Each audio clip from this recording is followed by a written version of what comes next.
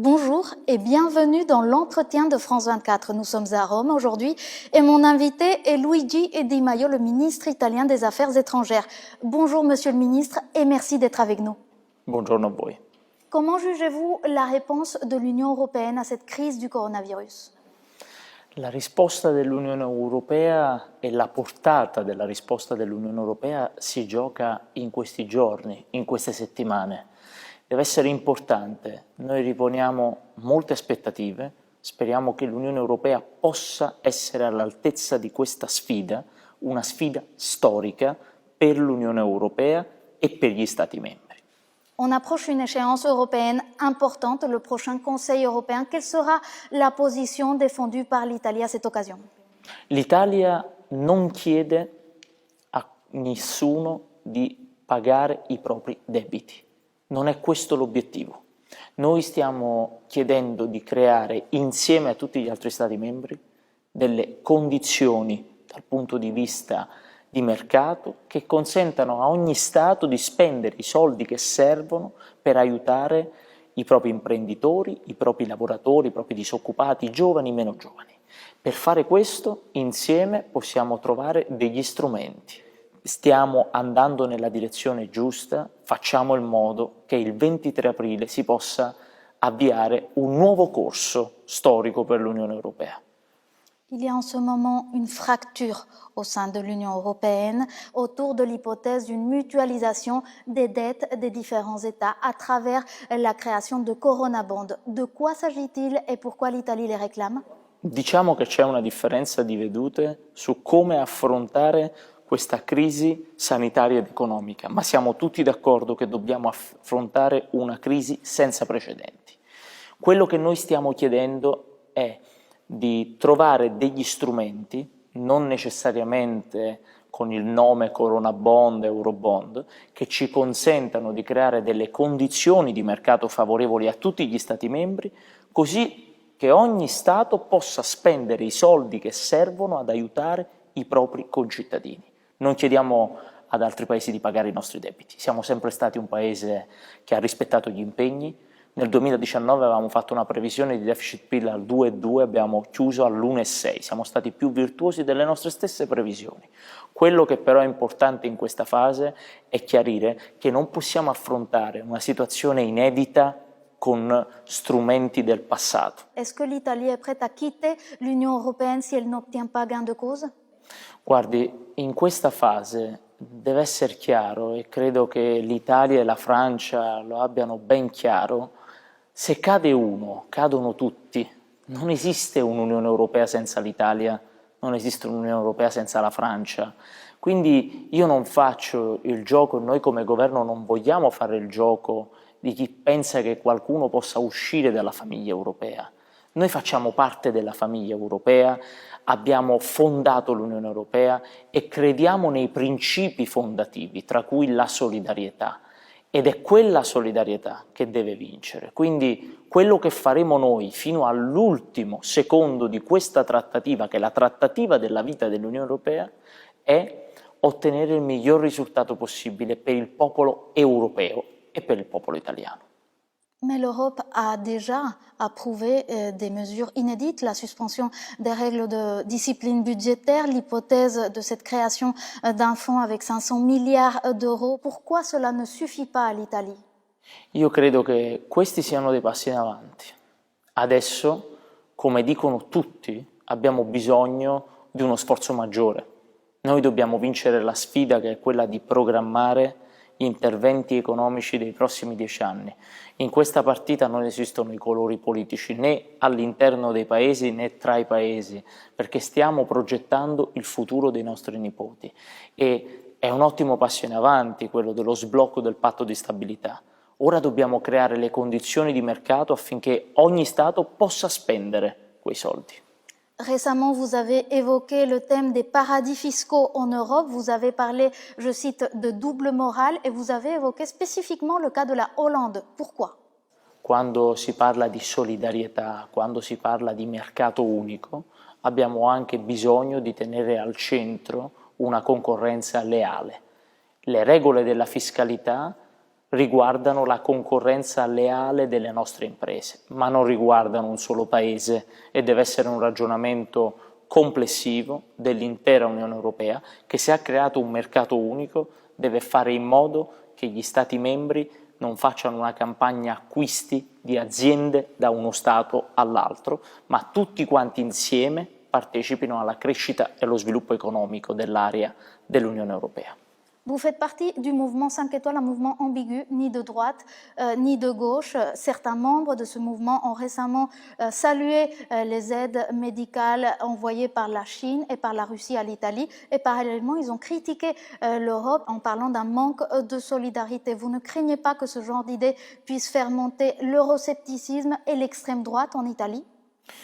Le posso dire che ringrazio a nome del governo italiano il governo francese, il popolo francese per la solidarietà dimostrata, per i gesti di solidarietà concreti che abbiamo ricevuto, come ringrazio la Germania per aver ospitato nei propri ospedali una parte dei nostri pazienti, ringrazio tanti altri paesi europei, ringrazio gli Stati Uniti, ringrazio la Cina, ringrazio la Russia e gli altri 30 paesi che ci hanno aiutato da tutto il mondo con medici, infermieri e materiale sanitario. Gli aiuti che abbiamo ricevuto vengono da ogni parte del mondo e sicuramente non devono essere un'occasione per polarizzare le posizioni da una parte e dall'altra. Io ringrazio tutti perché senza gli aiuti dall'estero non ce l'avremmo mai fatta. Cette crise peut être une occasion d'entamer de nouvelles coopérations entre les États. Vous avez discuté avec le secrétaire général de l'ONU. Qu'est-ce qui en ressort? Ho sentito il segretario generale delle Nazioni Unite, Antonio Guterres, e gli abbiamo consegnato una nostra proposta su un'alleanza, una grande alleanza internazionale sul vaccino per il coronavirus, perché lo sappiamo tutti, se vogliamo tornare alla normalità dobbiamo scoprire il vaccino. Un vaccino nella cui scoperta il mondo deve essere unito e non diviso e soprattutto deve essere un vaccino per tutti e non per pochi.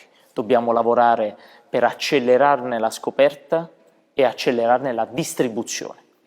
E questo è importantissimo, che si faccia in seno alle Nazioni Unite, sotto l'egida delle Nazioni Unite, e con Guterres c'è piena sintonia in questa direzione.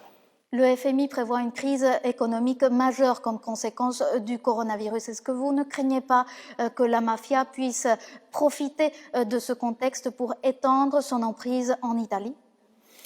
Grazie a giudici che sono stati martiri della lotta alla mafia, noi abbiamo la legislazione antimafia tra le più rigide al mondo e negli ultimi anni l'abbiamo irrigidita ulteriormente insieme ad una delle legislazioni anticorruzione più rigide d'Europa.